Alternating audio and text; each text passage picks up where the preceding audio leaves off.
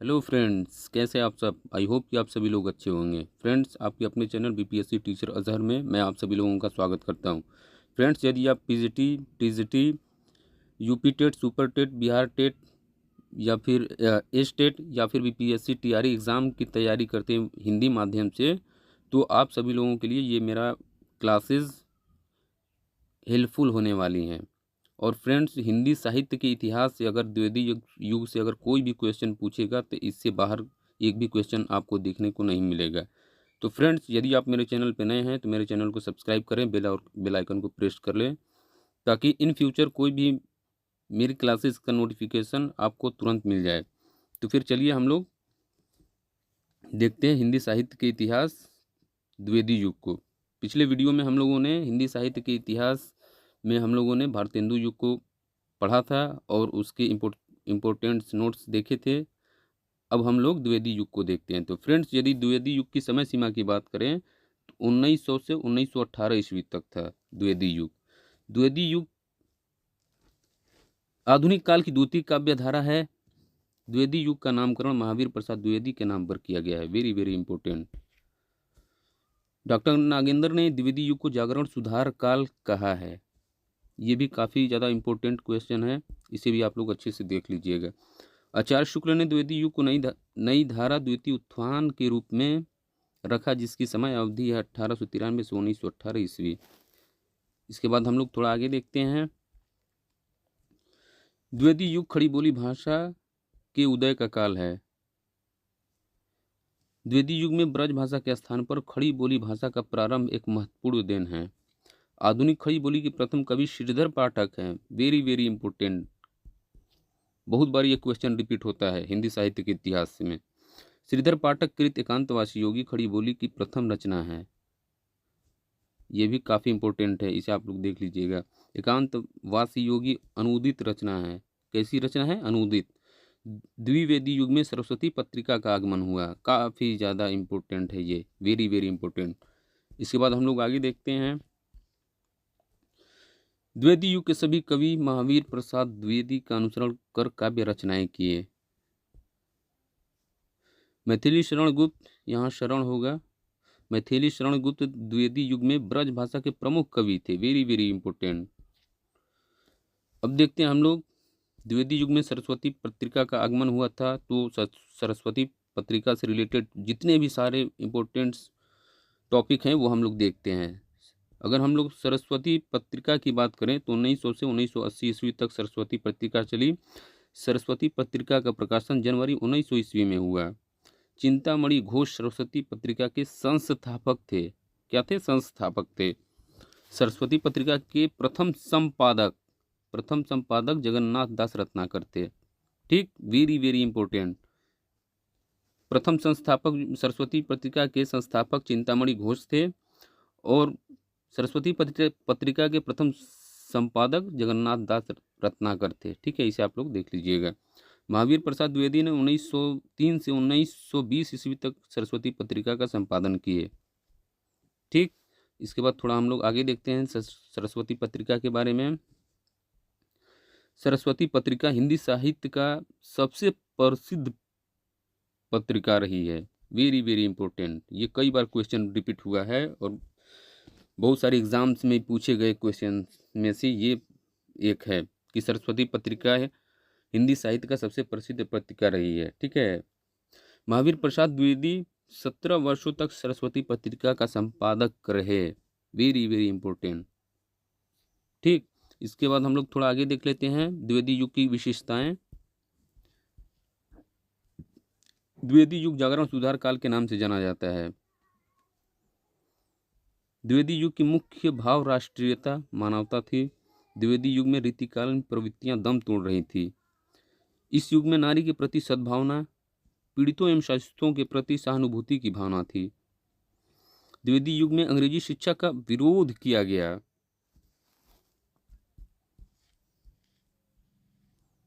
द्विवेदी युगीन काव्यों में मानवों के प्रति प्रेम भावना रही। द्विवेदी युगीन काव्यों में पूंजीपतियों का विरोध किया गया। द्विवेदी युग में काव्य क्षेत्र में खड़ी बोली भाषा का प्रसार हुआ। द्विवेदी युग में प्रकृति का भी मनोहरी चित्रण किया गया है। द्विवेदी युग में अंधविश्वास का खुलकर विरोध किया गया। द्विवेदी युगीन काव्यों में इतिवृत्तात्मकता की प्रधानता रही। तो ये द्विवेदी युग से कुछ रिलेटेड इम्पोर्टेंट नोट्स से जो काफ़ी सारे एग्जाम में पूछे गए हैं। इससे बाहर एक भी क्वेश्चन आपको द्विवेदी युग से नहीं मिलेगा। ये संपूर्ण निचोड़ है द्विवेदी युग का। अब द्विवेदी युग के कुछ कवि थे, यहाँ पे हमने एक थोड़ा सा कवि के ट्रिक बनाए हुए हैं, आप लोग देख सकते हैं। श्री राम जग आयो, श्री राम जग आयो नाथू महाशरण, नाथू महाशरण। ठीक है, हम लोग पिछले क्लासेस में देखे थे कि भारतेंदु युग के कुछ कवि ट्रिक थे। तो भारतेंदु युग के कवि ट्रिक क्या था? प्रेम प्रभा राम राधा अम्बिठा। और द्विवेदी युग के कवि ट्रिक क्या है? श्री राम जग आयो नाथू महाशरण। श्री से श्रीधर पाठक, राम से राम नरेश त्रिपाठी, जग से जगन्नाथ दास, आयु से अयोध्या हरिऔध, नाथू से नाथू शर्मा, महावीर से महावीर प्रसाद, शरण से मैथिली शरण। ठीक है, अगर ये आपको दोनों भारतेंदु युग के कवि ट्रिक और आपके द्विवेदी युग के कवि ट्रिक हैं तो आपको किसी भी तरह का कोई प्रॉब्लम नहीं होने वाला है। अभी क्वेश्चन पूछने का थोड़ा सा ट्रेंड अलग कर दिया गया है।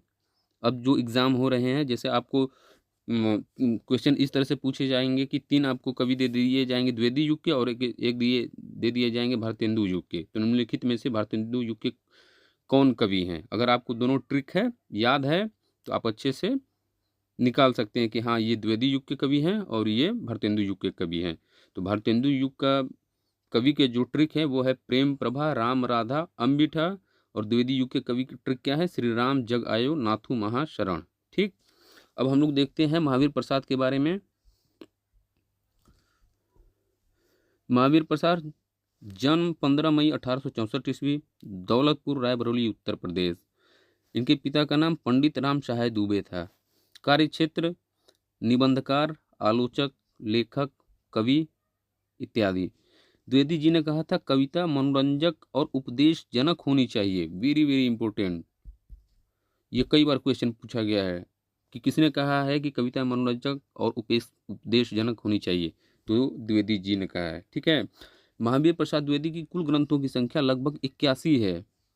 ये भी काफ़ी ज़्यादा इम्पोर्टेंट है, ये भी पूछा जाता है कई बार। अब हम लोग आगे देखते हैं। महावीर प्रसाद द्विवेदी सरस्वती पत्रिका का संपादक 1903 ईस्वी में बने और मात्र 20 रुपये मासिक आय पर काम किए। सरस्वती पत्रिका के माध्यम से खड़ी बोली हिंदी को काव्य में परिमार्जन का श्रेय प्राप्त है। महावीर की प्रसिद्ध कविता सर्गो नरक ठिकाना नहीं, वेरी वेरी इंपॉर्टेंट। पिछले बीपीएससी टीआरई एग्जाम में ये क्वेश्चन पूछा गया था। अब हम लोग देखते हैं प्रमुख कृतियाँ। महावीर की कुछ प्रमुख कृतियाँ थीं जो देखते हैं हम लोग। मौलिक की अगर हम बात करें तो काव्य मंसूजा, सुमन, कान्य कुब्ज, अबला विलाप, देवी स्तुति शतक, कविता कलाप। अगर अनुदित की बात करें तो विनय विनोद, विहार वाटिका, ऋतु तरंगिणी, गंगा लहरी, कुम्हार संभवसार। वेरी वेरी इंपॉर्टेंट, कुम्हार संभवसार बार बार रिपीट होता है तो इसे आप लोग देख लेंगे। कुछ इनकी आलोचना एवं निबंध हैं वो भी देख लेते हैं हम लोग। मौलिक की अगर हम बात करें तो रसज्ञ रंजन, हिंदी नवरत्न, नाट्य शास्त्र 1904 ईस्वी में लिखा था इन्होंने। विचार विमर्श, विज्ञान वार्ता, वेरी वेरी इंपॉर्टेंट। वनिता विलास, हिंदी भाषा की उत्पत्ति 1907 ईस्वी में इन्होंने लिखा था। संपत्ति शास्त्र 1907 ईस्वी में इन्होंने लिखा था। अनुदित की अगर हम बात करें तो Kumar Sambhavsar, very very important. Ganga Lahari, ये भी इंपॉर्टेंट है। रघुवंश स्वाधीनता। अब हम लोग थोड़ा आगे देखते हैं, कुछ महावीर के बारे में नोट्स हैं। महावीर प्रसाद द्विवेदी ने गद्य और पद्य दोनों में खड़ी बोली पर बल दिया है। Very very important. Kumar Sambhavsar Kalidas की अनुदित रचना है। ये कई बार क्वेश्चन रिपीट होता है, ये बहुत महत्वपूर्ण क्वेश्चन है ये। इसके बाद हम लोग देखते हैं श्रीधर पाठक के बारे में। जन्म 11 जनवरी 1860 ईस्वी, आगरा उत्तर प्रदेश। इनके पिता का नाम पंडित लीलाधर श्रीधर पाठक आधुनिक युग में खड़ी बोली के प्रथम कवि माने जाते हैं।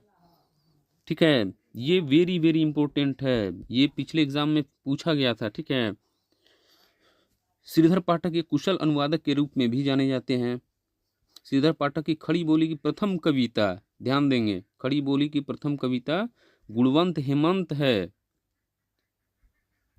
इसके बाद हम लोग आगे देखते हैं, श्रीधर पाठक की खड़ी बोली की प्रथम रचना एकांतवासी योगी है, वेरी वेरी इंपॉर्टेंट। श्रीधर पाठक की खड़ी बोली की प्रथम कविता गुणवंत हेमंत, कविता की अगर बात करेगा तो गुणवंत हेमंत, और अगर प्रथम रचना की बात करेगा तो ये एकांतवासी योगी हो जाएगा। ठीक है, अब श्रीधर पाठक की रचनाएं देखते हैं हम लोग। मौलिक रचनाएं हैं, मनोविनोद 1882 ईस्वी में इन्होंने लिखा, जगत सच्चाई सार 1887 ईस्वी में, गुणवंत हेमंत 1900 ईस्वी में, कश्मीर सुषमा 1904 ईस्वी में, देहरादून 1915 ईस्वी में, भारत गीत 1928 ईस्वी में, स्वर्गीय वीणा वनाष्टक, वेरी वेरी इंपॉर्टेंट। इसके बाद कुछ इंपॉर्टेंट नोट्स हैं श्रीधर पाठक जी के बारे में। मनोविनोद, कश्मीर सुषमा ब्रज भाषा की रचना है, इसे आप लोग ध्यान दे देंगे इसमें कि मनोविनोद और कश्मीर सुषमा ब्रज भाषा की रचना है। अब इनकी कुछ अनुदित रचनाएं थीं, इसे देखते हैं हम लोग। एकांतवासी योगी 1886 ईस्वी में लिखा था इन्होंने, भाषा इसकी खड़ी बोली है। यह अंग्रेजी साहित्य के गोल्ड स्मिथ की हर्मिट का हिंदी अनुवाद है, वेरी वेरी इंपॉर्टेंट।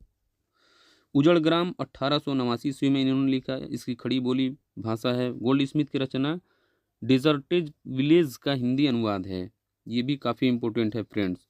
प्रांत पथिक 1902 ईस्वी में इन्होंने लिखा, इसकी भाषा खड़ी बोली है। गोल्ड स्मिथ की रचना ट्रैवलर का हिंदी रूपांतरण है, ट्रैवलर, ये भी काफ़ी इंपॉर्टेंट है फ्रेंड्स, ये भी बार बार क्वेश्चन रिपीट होता है, पूछा जाता है।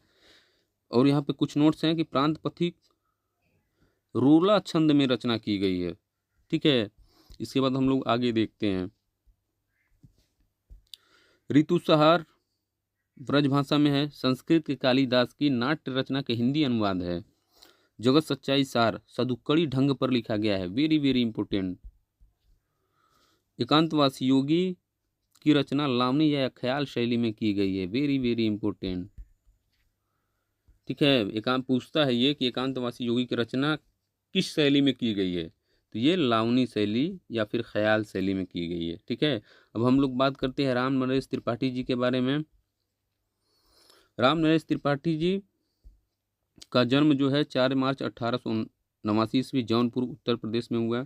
इनके पिता का नाम पंडित रामदत्त त्रिपाठी था। राम नरेश त्रिपाठी स्वच्छंदवादी कवियों में सबसे प्रसिद्ध हैं, वेरी वेरी इंपॉर्टेंट, ये पूछता है क्वेश्चन। राम नरेश त्रिपाठी समस्या पूर्ति में प्रवीण थे। मिलन, पथिक, स्वप्न खंड काव्य हैं, कौन से काव्य हैं? खंड काव्य हैं। इसके बाद आगे देखते हैं हम लोग। राम नरेश त्रिपाठी जी के मतलब पहली कहानी संग्रह कौन सी है? सपनों के चित्र इनका पहला कहानी संग्रह है, very very important. Ram Naresh Tripathi की कविता कौमुदी 8 भागों में है। ठीक है, कौमुदी राम नरेश त्रिपाठी, ये भी क्वेश्चन आपसे पूछता है कि कौमुदी किसने लिखा है, तो राम नरेश त्रिपाठी जी ने लिखा है। और कौमुदी कितने भागों में है, तो 8 भागों में है। राम नरेश त्रिपाठी राष्ट्रभक्त थे, स्वाधीनता आंदोलन में कई बार भाग लेने के कारण जेल भी जाना पड़ा था, यह ध्यान देंगे आप लोग, ये कई बार जेल गए थे। ठीक है, ये क्वेश्चन पूछता है। राम नरेश त्रिपाठी द्विवेदी मंडल के बाहर के कवि थे, देखिए वेरी वेरी इंपॉर्टेंट। अब क्वेश्चन आपसे इस तरह से पूछेंगे कि 3-4 कवि आपको दे देंगे कि निम्नलिखित में से कौन से कवि द्विवेदी मंडल के बाहर के कवि थे, तो राम नरेश त्रिपाठी ही केवल थे जो द्विवेदी मंडल के बाहर के कवि थे। राम नरेश त्रिपाठी की काव्य भाषा खड़ी बोली है। ठीक है, कैसी है? खड़ी बोली है। इसके बाद हम लोग आगे देखते हैं। राम नरेश त्रिपाठी जी की कुछ कृतियां हैं। काव्य कृतियों की अगर हम बात करें तो मिलन 1918 ईस्वी में, पथिक 1921 ईस्वी में, मानसी 1927 ईस्वी में, स्वप्न 1929 ईस्वी में। अगर हम उपन्यास की बात करें तो वीरांगना 1911 ईस्वी में, वेरी वेरी इंपॉर्टेंट। वीरबाला 1911 ईस्वी में, वेरी वेरी इंपॉर्टेंट। लक्ष्मी 1924 ईस्वी में, नाट्यकृतियाँ सुभद्रा 1924 ईस्वी में, जयंत 1934 ईस्वी में, प्रेमलोक 1934 ईस्वी में। तो ये सारी रामनरेश त्रिपाठी जी की प्रमुख कृतियाँ थीं। अगर यहाँ पे कुछ नोट्स की हम बात करें तो यहाँ पे कुछ नोट्स दिया हुआ है रामनरेश त्रिपाठी जी के बारे में कि मानसी फुटकर कविताओं का संग्रह है, वेरी वेरी इंपॉर्टेंट।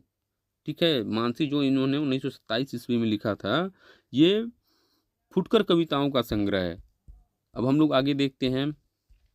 मिलन पथिक और स्वप्न इनकी प्रेमाख्याना खंड काव्य हैं। ठीक है, अब बात करते हैं हम लोग अयोध्या सिंह उपाध्याय, जिन्हें हरिऔध के भी नाम से जाना जाता है। फ्रेंड्स, आप लोगों के लिए हम एक क्लास लेके आएंगे जिसमें कवि और उनके उपनाम दिए गए हैं, जो हर एक कंपटीशन की एग्ज़ाम में पूछे जाते हैं। तो वो हम क्लास लेके आएंगे बहुत जल्द ही। फिलहाल हम लोग देख लेते हैं अभी अयोध्या सिंह उपाध्याय हरिऔध के बारे में। तो फ्रेंड्स, ये थोड़ी मेरी जो क्लास है थोड़ी लंबी हो जाएगी, इससे आप लोग बोर नहीं होंगे और क्लास को पूरा एकदम डिटेल में देखेंगे। अगर किसी भी तरह की एग्ज़ाम की आप तैयारी करते हैं तो द्विवेदी युग से इससे बाहर एक भी क्वेश्चन नहीं आएगा। अब हम लोग बात करते हैं अयोध्या सिंह उपाध्याय हरिऔध।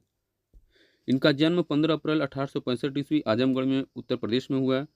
प्रिय प्रवास हरिऔध जी की सबसे प्रसिद्ध और महत्वपूर्ण ग्रंथ है, वेरी वेरी इंपॉर्टेंट। कि प्रिय प्रवास किसने लिखा? तो अयोध्या सिंह उपाध्याय हरिऔध जी ने लिखा है। प्रिय प्रवास खड़ी बोली का प्रथम महाकाव्य माना जाता है, ये भी वेरी वेरी इंपॉर्टेंट है फ्रेंड्स। प्रिय प्रवास का सर्वप्रथम नाम ब्रजांगना विलाप था। ठीक है, हम लोग आगे देखते हैं। गणपति चंद्रगुप्त ने हरिऔध को आधुनिक काल का सूरदास कहा है। क्या कहा है? Surdas, very very important. Shri Krishna शतक इनकी प्रथम काव्य रचना है जो ब्रज भाषा में है। इन्होंने प्रिय प्रवास में राधा कृष्ण को मानवीय रूप में चित्रित किए हैं। इन्होंने ब्रज भाषा और खड़ी बोली दोनों में काव्य रचनाएं की। रस कलश हरिऔध जी की एक रीति ग्रंथ है, वेरी वेरी इंपॉर्टेंट। हरिऔध को कवि सम्राट की उपाधि दी गई है, वेरी वेरी इंपॉर्टेंट है ये फ्रेंड्स। ये आपसे क्वेश्चन पूछा जाता है कि निम्नलिखित में से किसे कवि सम्राट की उपाधि दी गई है? तो अयोध्या सिंह उपाध्याय यानी हरिऔध जी को दी गई है। ठीक है, इसे आप लोग याद रखेंगे। इसके बाद आगे देखते हैं हम लोग। प्रिय प्रवास पर इन्हें मंगला प्रसाद पारितोषिक किया गया था 1936 ईस्वी में, ये भी वेरी वेरी इंपॉर्टेंट है। प्रिय प्रवास के बारे में अगर हम लोग बात करें तो प्रिय प्रवास 1914 ईस्वी में लिखा गया था हरिऔध जी के द्वारा। प्रिय प्रवास की रचना 1914 ईस्वी में हुई। प्रिय प्रवास के रचनाकार हरिऔध जी हैं। प्रिय प्रवास हिंदी खड़ी बोली का प्रथम महाकाव्य है।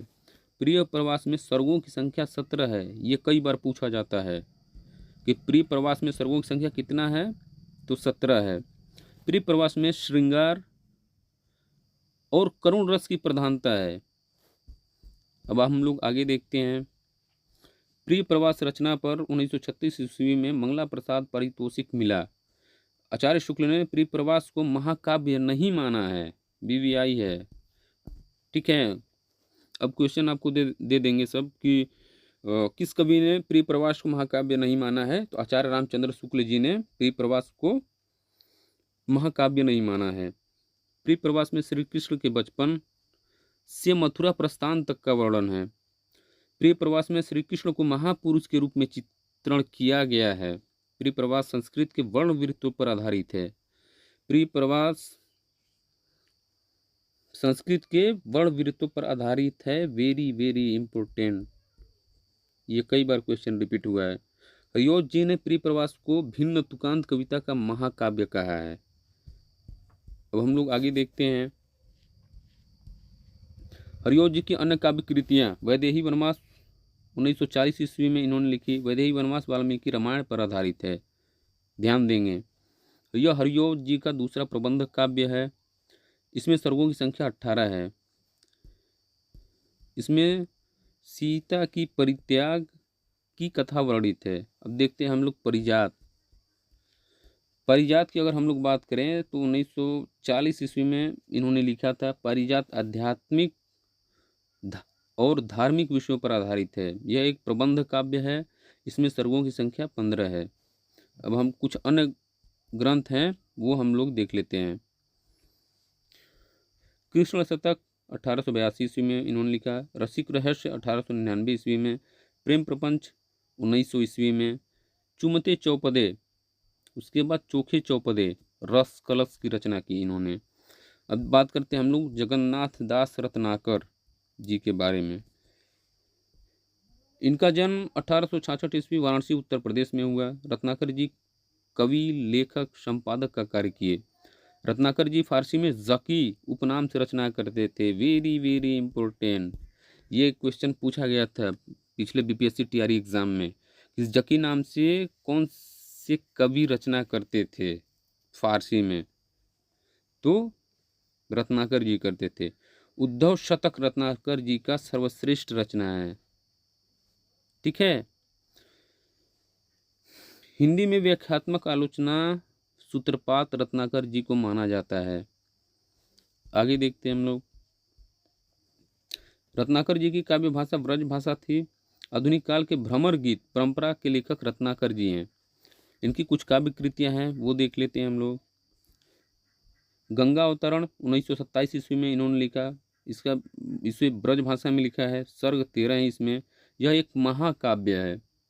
उद्धव शतक की हम बात करें तो इन्होंने 1929 ईस्वी में लिखा ब्रज भाषा में। भ्रमर गीत परंपरा पर आधारित है और इसमें 118 कवित्व हैं। हरिश्चंद्र, इसमें 4 सर्ग हैं और काव्य प्रबंध काव्य है। ठीक है, ये प्रबंध काव्य है। इन्होंने डिडोला 1894 ईस्वी में लिखा है। उसके बाद श्रृंगार लहरी, गंगा लहरी, विष्णु लहरी, कलकाशी, रत्नाष्टक। ठीक है, इसमें इसके बाद इनके बारे में कुछ नोट्स हैं। रत्नाकर जी अंग्रेजी विद्वान। पोप के ऐसे आन क्रिटिसिज्म का रोला छंद में समालोचना दर्श शीर्षक से अनुवाद किए। ये वेरी वेरी इंपॉर्टेंट है। अब बात करते हैं हम लोग मैथिली शरण गुप्त जी के बारे में। जन्म 3 अगस्त 1886 ईस्वी चिरगांव झांसी उत्तर प्रदेश में हुआ। रंग में भंग 1909 इनकी प्रथम काव्य रचना है। रंग में भंग इनकी प्रथम काव्य रचना है। मैथिली शरण गुप्त को हरिगीतिका छंद का बादशाह कहा जाता है। ये ध्यान देंगे, very very important. Maithili Sharan Gupt को हरिगीतिका छंद का बादशाह कहा जाता है। भारत भारती पर इन्हें महात्मा गांधी ने राष्ट्र कवि की उपाधि प्रदान की। इन्होंने स्वयं को कौटुंबिक मात्र कवि कहा है। अब आगे देखते हैं हम लोग। साकेत के 9वें सर्ग में उर्मिला का विरह वर्णन है। शुक्ल जी ने इन्हें सामंजस्यवादी कवि कहा है। वासुदेव शरण अग्रवाल इन्हें युग कवि कहा है। साकेत महाकाव्य पर इन्हें मंगला प्रसाद पारितोषिक प्राप्त हुआ। मैथिली शरण गुप्त जी कुल 19 खंड काव्यों की रचना किए। गुप्त जी माइकल मधुसूदन कवियों को मधुप उपनाम से अनुवाद किए। वो हम लोग आगे देखते हैं।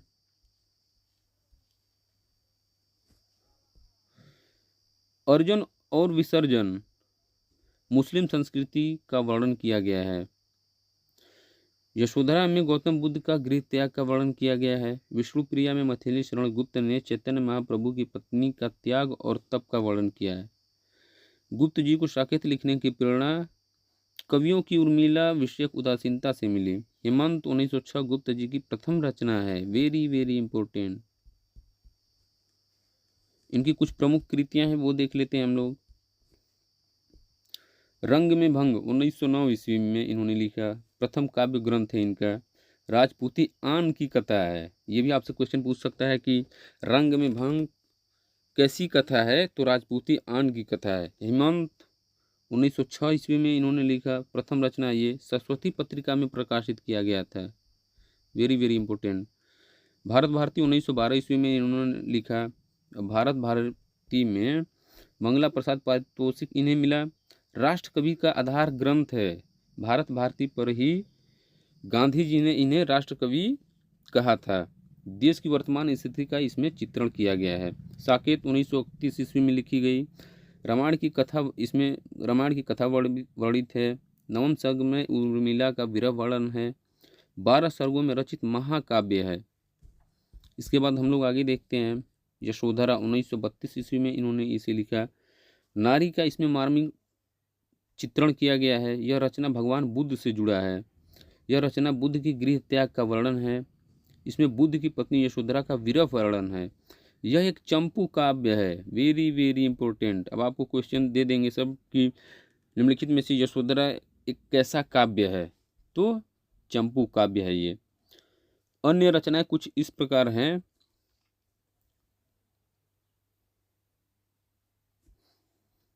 जयद्रथवध 1910 ईस्वी में लिखा इन्होंने। शकुंतला 1914 ईस्वी में लिखा। तिलोत्तमा 1915 ईस्वी में। चंद्रहास 1916 ईस्वी में। किसान 1917 ईस्वी में। पंचवटी 1925 ईस्वी में।